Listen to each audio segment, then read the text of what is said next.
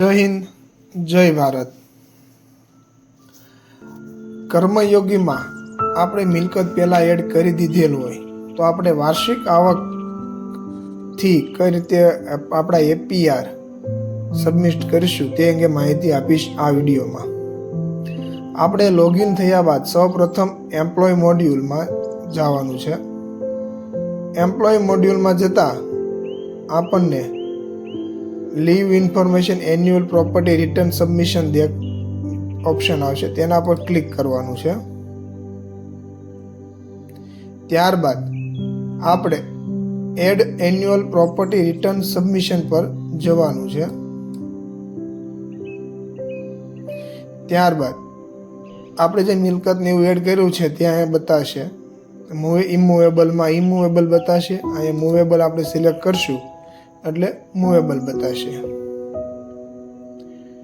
ત્યારબાદ આપણે અહીંયા ટોટલ ઇન્કમ એન્યુઅલ ઇન્કમનો જે આંકડો દેખાય છે તેમાં આપણે અંગ્રેજીમાં આપણી કોઈ આવક હોય જેમ કે 6,50,412 તો એ રીતે આપણે લખવાની છે. ત્યારબાદ આપણે લેટેસ્ટ એપીઆર સબમિશન કમેન્ટમાં લખવાનું છે comment, please approve my APR 2023. એટલું લખ્યા બાદ કે તમે કોઈ તમારી રીતે પણ કમેન્ટ લખી શકો. એડ ટુ લિસ્ટ કરવાનું છે. એડ ટુ લિસ્ટ કર્યા બાદ આપણે સબમિટ એન્યુઅલ પ્રોપર્ટી રિટર્ન્સ પર અહીંયા આપણે જોઈ શકો છો તેના પર ક્લિક કરવાનું છે. Do you want to submit the APR? Yes.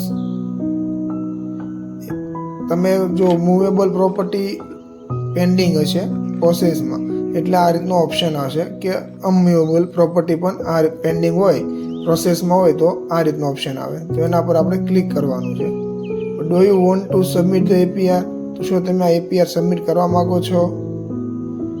તો તેના આપણે એસ પર ક્લિક કરવાનું છે. અને એસ પર ક્લિક કરતા આપણે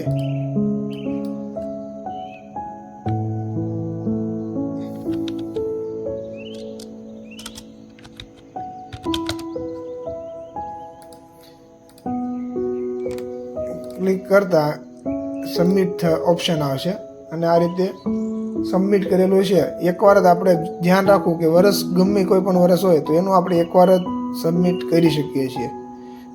મેં અગાઉ સબમિટ કરેલું એટલે APR details already exist for the current year આવશે.